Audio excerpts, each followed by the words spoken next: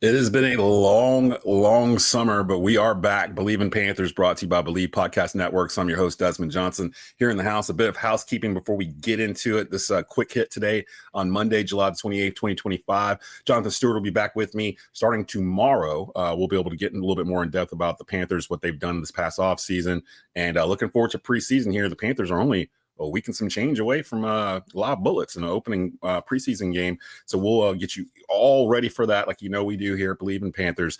For the quick hit today, though, special guest NFL Network's Omar Ruiz here with us, who visited Panthers Training Camp here yesterday, basically. I got a chance to see some clips online that you posted there. Happy to have you with us, Omar. Hey, thanks, Desmond. Thanks for having me. And it was great to get out to Carolina. I know there was a lot of comments that I received and seeing some of the old media members and members of the organization that we haven't seen you in a while. I was like, yeah, well, that's kind of what happens when you haven't had a winning season in so long. So, obviously the hunger, the thirst to turn it around there for the Panthers is there. And there's a lot to be excited about. And I'm sure we'll talk about all that. I hope so. I hope so, because we were talking off air. I joined Bleav in late 2019, early 2020 when they first got off the ground. I think it was one of their first hosts that they had hired. And I came in the same time David Tepper did. And I've yet to experience a winning season as host of Bleav in Panthers in 6 seasons hosting the show. But let's get into it. So you're in Charlotte yesterday. No fans this year, as you probably noticed, as they're doing renovation work to the practice facilities there. So for the first time in maybe ever, the Panthers haven't had fans out there during training camp. Describe the atmosphere in Charlotte, Omar, coming in as a national correspondent. No fans this year at the camps kind of created a mysterious feel here in the Carolinas, where I think sometimes we get amped up because we see Bryce Young making completions on our defense and we're like, oh, it's going to be great. It's going to be great. And then we get to week one. We're like, oh no, like what happened this year? We have no idea because we can't see anything other than what clips are coming out from whatever reporters and beat writers are there. Give us the vibe while you were visiting in Charlotte this year with the Carolina Panthers for 2025. Well, Desmond, it was hot. I'm a California guy. Carolina. West Coast.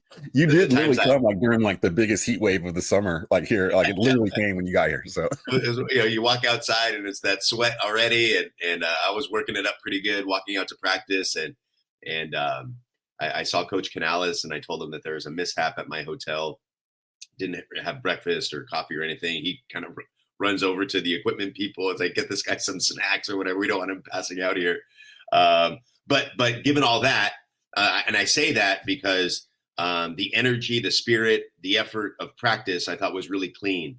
And I think, when you're talking about, the second year of a regime with, Canales and Dan Morgan running the show now, I think that's indicative of the progress that they've made, that they had a clean practice. It was a clean operation, and they juiced themselves up. The energy, they're flying around.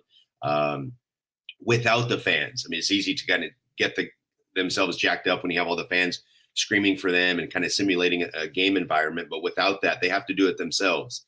And I thought that was a credit to the atmosphere, the culture that's, sort of been laid in the last year or so, and to really try to take off with frankly, better play on the field. And I think all those things are a part of it. So I think, and I think they even commented, talking to a bunch of different people, the coaching staff or in the organization, that they are working under mystery and kind of working in silence. There's no Hard Knocks cameras around. There aren't any fans. They're just kind of focused on football, focused on getting better, and hope to unleash that for the 25 season.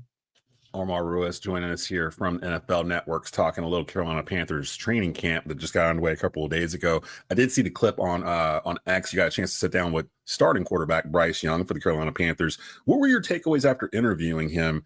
Is he a franchise or a quote unquote franchise quarterback in your eyes? Are there certain elements that you caught during that interview that made you feel like, okay, this guy's going to grow into this? He's going to be there's something special about him, or maybe not. What was the vibe you got when you were sitting down with Bryce and having that interview with him? Yeah, definitely confident, relaxed. I think, those are the indicators of a franchise quarterback, that he's ready and polished, has all the intangible qualities from a off the field perspective. I just noticed him talking to everybody on the team before practice, just kind of touching base with, whether it was the offensive line or his different weapons, and just kind of really gluing the team together. And then just kind of sitting down with them, we were going to tape the interview, and then, just the way it worked out, the network wanted us to do it live. And, he didn't flinch at all and was, like I said, relaxed and thoughtful for his answers. And yeah, just didn't really flinch at all. And obviously that's what you want from your franchise quarterback. And I think we saw that a lot last year, getting benched and then coming back and not flinching essentially and playing even better, probably the best ball that he's played. And having that confidence behind him. So I think you put all that together, he has everything, the makeup to be a franchise quarterback. Obviously he has to continue to play well to justify that. But as far as kind of how he carries himself, how he handles himself, how he treats his teammates, how he deals with the media, I think that's all in place there. Now it's that consistent play on the field. It does seem like this year in particular, the Panthers they're a weird franchise when it comes to winning and losing. Like they don't have a sustained stretch. Maybe the Cam Newton era, and even then it was like a 3-year pocket where they were actually, division champs 3 years in a row. But even then, that first year they were 7-8-1. So we've never really had a sustained drive of success. But when they have the good years, you kind of can look back on them in hindsight and go, okay, we probably could have saw this coming because of what was happening in training camp in the preseason, the first month of the season, where the vibe of the team is different in terms of team chemistry, where you see the team doing things off the field, or you see guys kind of chatting back and forth. People remember the Cam Newton, Josh Norman battles, Cam Newton, Thomas Davis battles and training camp and practices, kind of keeping each other sharp or whatnot. We had been hearing that same kind of thing was going on right now with Bryce Young and like J.C. Horn, or Bryce Young and maybe Trevin Wallace, or whoever on the defensive side, Derek Brown.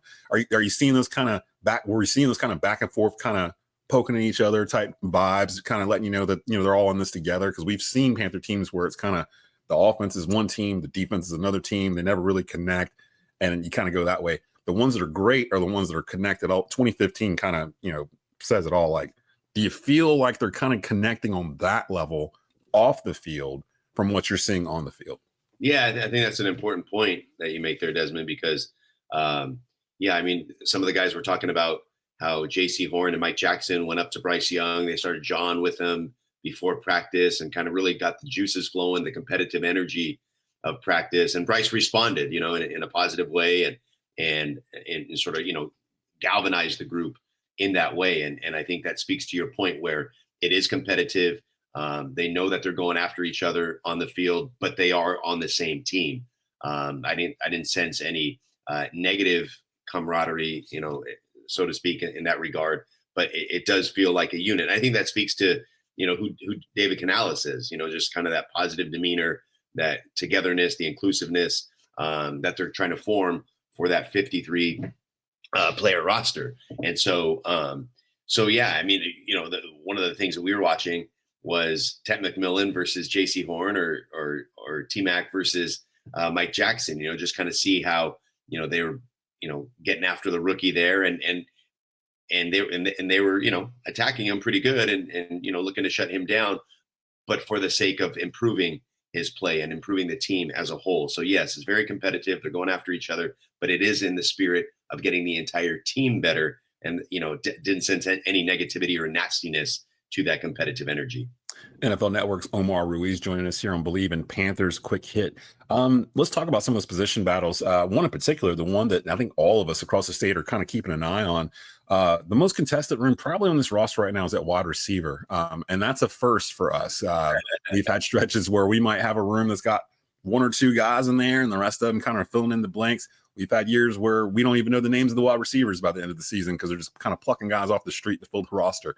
This year is different, where there's going to be an odd man left out in this room, probably, unless they keep 7 wide receivers, which I don't think they're going to do. But give us a name of a Panther wide receiver that you saw at training camp that's turning heads that we may not be aware of going into the preseason, like in terms of like, oh, we need to watch that guy. Well, for me, I was surprised how good Hunter Renfrow looked, having covered him with the Raiders and taking a year off of football. I think we've seen over the years, Desmond, whenever a player takes a year off out of the NFL, it doesn't matter who you are. We even saw Deshaun Watson a couple of years ago, was a top 5 quarterback, essentially was out for a year, came back after the suspension, and he hasn't been the same since.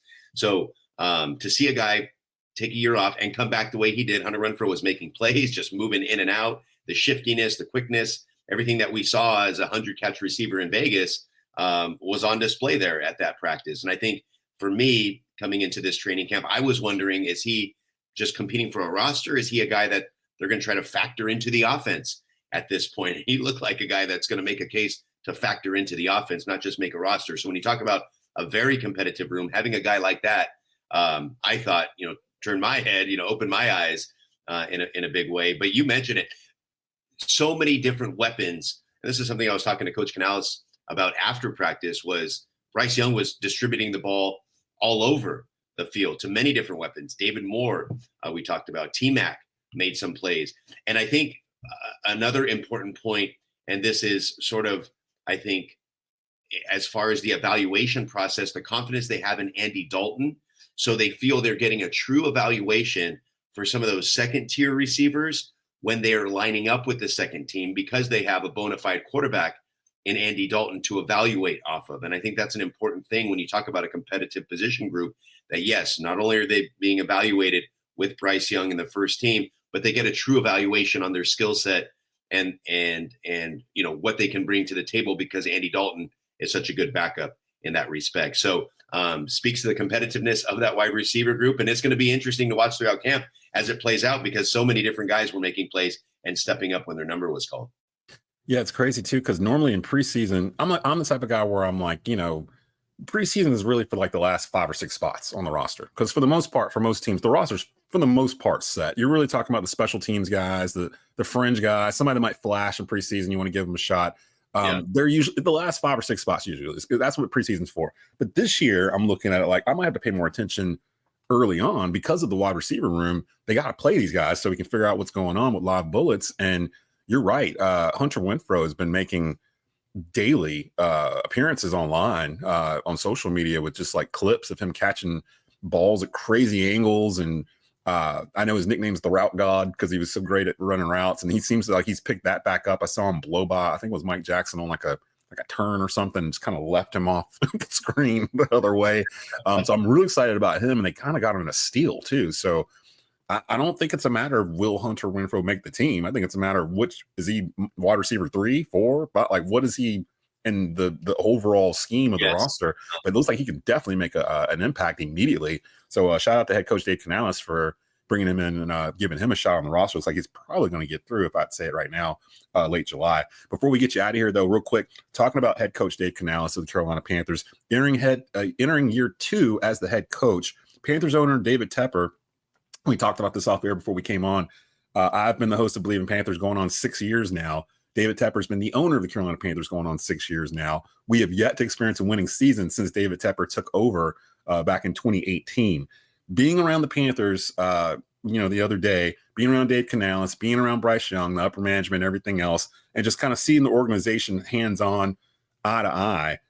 Do you think the Panthers finally got the front office situation right and can make a move in the NFC South this year with everything going on around in that division?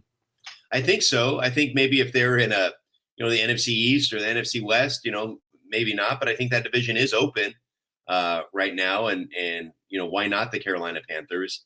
I think what impressed me was they finished 5-12 last year. You look at statistically, they were near the bottom in every category, both defensively, if not dead last, and offensively. And yet they still won 5 games. In other words, the statistics that you would see are more indicative of a 3-14 team, a 2-15 team. But they won 5 games.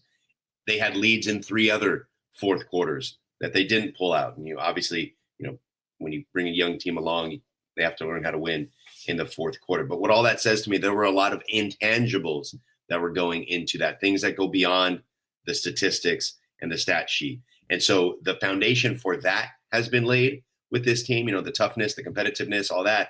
And now over the course of the offseason, they've improved the roster little by little. It's not going to happen overnight, but there is more depth to that roster now. There is more confidence in it. Maybe can withstand an injury or two there. And that's the foundation for a winning team, for a winning culture, sustained success. So it seems like they're building it the right way. And then you just got to hope, like a Trevin Wallace who's going to step in at linebacker. Can he not just become a serviceable starter, but can he become maybe a star? And you get enough of guys like that to step up in a major way And that's how you get that growth quickly. Will that happen? We'll see. But the pieces seem to be in place. The way they're building it is the right way. And now it's just a matter of proving it on the field. Well, there you have it. So Omar Ruiz from NFL Network. You can follow his work on X at Omar D. Ruiz. Omar, anything else you want to drop in there before we let you go here about what you saw with the Panthers? Anything that stood out? Nah, just, again, without the fans there, with the heat, just the competitive spirit and the energy of practice, I thought was really impressive, the cleanliness of it. And those are the things, because you see, guys make long touchdowns in a practice and, really the defenders maybe aren't going after it, or we don't know specifically what they're working on each and every play. But what you can kind of pick up on and the clues to a successful season are just the operation of practice. And that tells you a lot about how the organization is being run. And those are the things that I kind of look for. How many balls hit the ground during the course of practice when they're going on air, just little things like that. Can ultimately make the difference. And the Panthers, for that practice that I was there, passed the look test. And now they have to continue that. We'll take your word for it going into it, because nothing but good vibes in the Carolinas in terms of the Panthers. We're kind of in that wait and see type mode right now. Like, we don't want to get our hopes up. We kind of fell for the razzle dazzle the past couple of years in preseason. So we're tentative, but we do feel we're on a better plane than we have been the past couple of years with the new regime that's in here from the past couple of years and a couple of drafts under their belts and free agency or whatnot. Omar, appreciate you coming through Bleav in Panthers today, man. Yeah, no problem, Desmond. Thanks for having me, man. Anytime. We'll have Jonathan Stewart back with me Tuesday. Check out all the major podcast platforms if you're not subscribed yet. Also, go over to Bleav's YouTube channel, youtube.com/@Bleav. Subscribe to the Bleav in Panthers playlist. Anytime we drop something new over there, you'll get an alert on your phone, and check out the latest Panther news and notes from us here at Bleav in Panthers. For Omar Ruiz, this is Desmond Johnson. This is Bleav in Panthers podcast here on Bleav Podcast Networks. Keep at it.